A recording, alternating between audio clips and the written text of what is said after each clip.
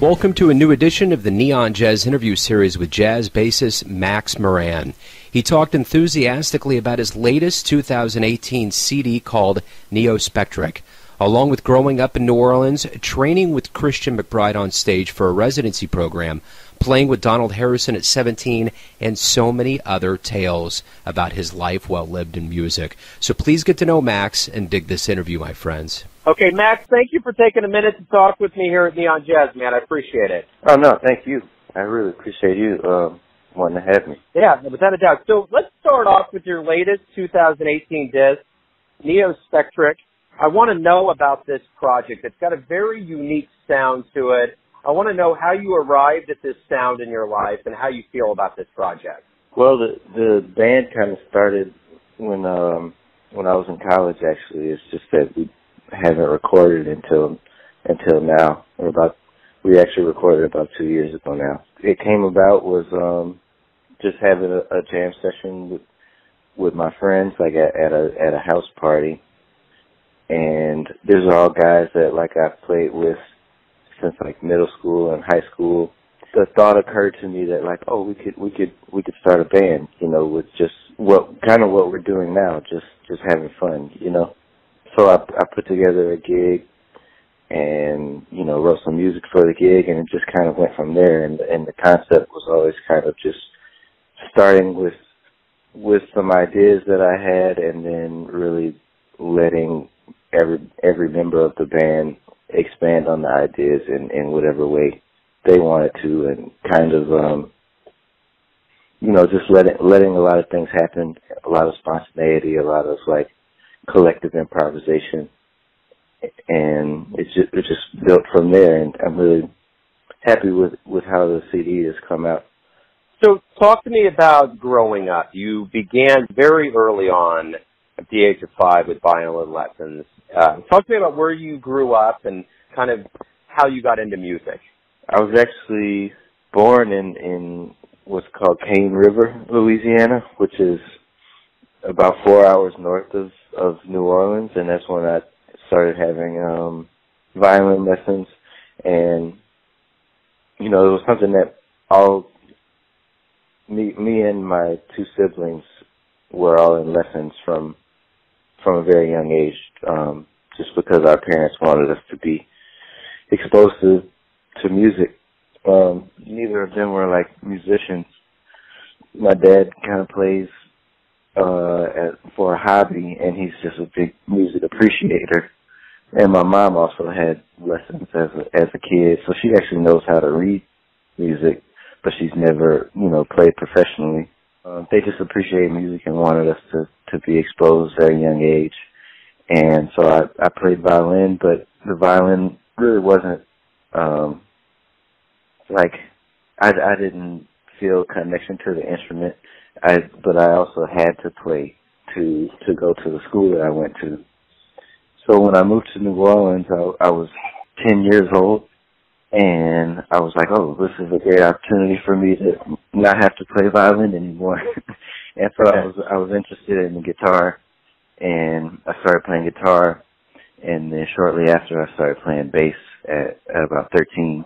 At that point I was in middle school, and the middle school had a jazz band. So that was my first introduction to jazz, well, playing jazz. My dad had listened to it around the house. But that was my first introduction to playing jazz and improvising. It was in 7th grade. From there, I went to New Orleans Center for Creative Arts, or ANOCA, which is Arts Conservatory High School here in New Orleans. And that's when I started playing upright bass, and that's when I really got serious about music, where I knew it was what I wanted to do, you know, with my life and have a career in it, you know. And I had some really great teachers there and really great fellow students, and so I was able to play with kids my age with similar interests, you know, like every single day for 4 years. And I think that was a really a big period of growth for me and for all of us, and a lot of us still play together and are even on the CD. So when you were growing up, what jazz records or CDs were you listening to that left a deep impact on you? A major one was Charles Mingus. I remember Haitian Fight Song. It was like one of the first jazz songs I learned, and he starts off with this beautiful bass solo just by himself, like unaccompanied, and I remember being really, really impacted by his sound and how strong he played, and also how his compositions were so beautiful, and also he had a very unorthodox band as well. And, he had a band of musicians that played with a lot of energy and played in just a really expressive way, and a way that I, was really drawn to. So Charles Mingus was a big thing. And then, of course, Miles Davis, Kind of Blue, learning all of those songs is kind of like Jazz 101 nowadays. Especially in the school system, but of course that was a huge influence as well.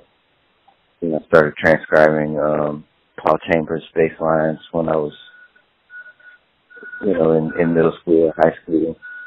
So talk to me about teachers and mentors. What's some really good advice you got that helped you out the most as a musician? That's a good question.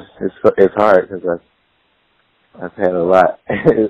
But one of my mentors for the past 10, 11 years is Donald Harrison, and I played in his band for the past 10 years, 10 or 11, and he kind of took me under his wing when I was in high school, and he's, I think one thing that comes to mind is he's very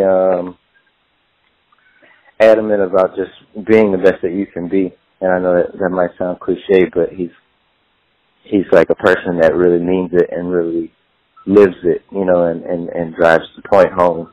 It's like, if you're not going to try to be the best that you can, then why are you even doing it, And when we have such great role models to look up to, like Miles Davis and Charles Mingus and Ron Carter, he's like, that's the bar. And if you're going to play, you need to be striving for what they were striving for, and beyond, and just kind of keeping that in your mind that you can't get comfortable. You've always got to practice. You've always got to push yourself and try to be the best you can. So up to this point in your career, you've been well educated, you're performing, you're releasing albums. Are you happy with everything? Am I happy? I think part of being an artist is being unsatisfied. And so I am very pleased with where I'm at, because I'm at a stage where I get to play with the people that I like to play with, and I get to play music that I like playing. And that's very, very satisfying and fulfilling. But I'm still not satisfied because there's still more that I want to do, Yeah, absolutely. Well, the one thing I've noticed with your education in your life is that it's been very rich. There's been a lot of people that have had a lot of clout in jazz that have taught you. So I want to ask you this. What live jazz shows have you seen that left a deep impression on you? Oh, that's a good one. I think my first live jazz show was Brian Blade Fellowship, and they actually played at my high school.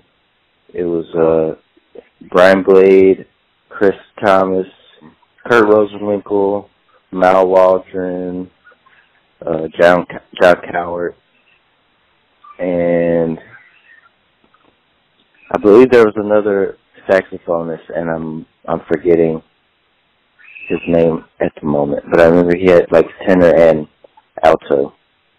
So, but that was huge. I think that was the first real jazz concert I'd ever seen. Everybody that was there, including myself, was totally blown away, totally moved. Like I'm actually getting chills just thinking about it. Wow. They were amazing. I mean, they were all so focused and in tune with each other, and free at the same time, but really honed in and really present in the moment. They had this aura about the whole performance that sucked you in, and they took you along on this journey with them. And it was still to this day like one of the best shows I've ever seen. And that was, I was probably a freshman in high school, so that was like 2003. Wow. And yeah, still one of the best things I've ever seen. Wow, that's amazing, man. So let me ask you this: why do you love jazz? I love jazz, or the music that we call jazz, because it's such an expressive music, and it leaves so much room for interpretation. Like when I listen to John Coltrane, I feel like he's painting a picture of the world and the universe, and not just him, but also the band.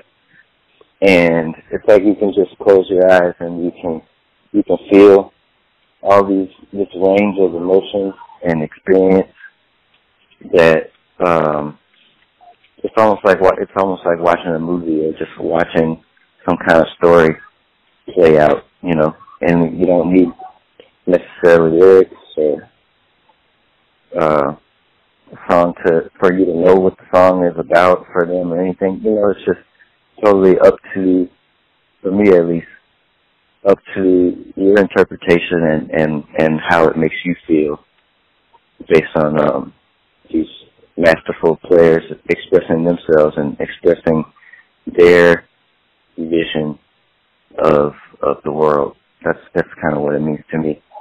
So let me ask you this. Everyone has a version of who you are, your family, your friends, your fans, but you know yourself best. Who do you think you are? I think I'm still figuring it out. I mean, I'm very much a family person. I don't know who I think I am is I guess just somebody that wants to do some good things, be good to people that I care about, spend time with people that I care about, and express some art that I feel is inside of me or given to me. Yeah, that's a tough question. That's cool. No, you answered it. That's it, man. Okay. That's it. We're all on the journey, man. That's for sure.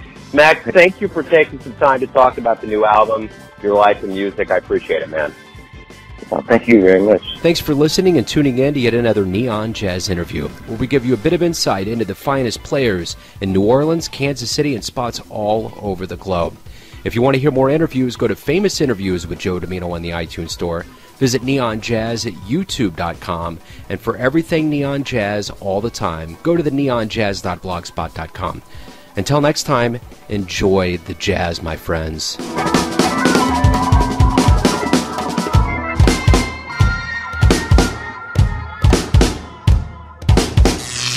Neon Jazz.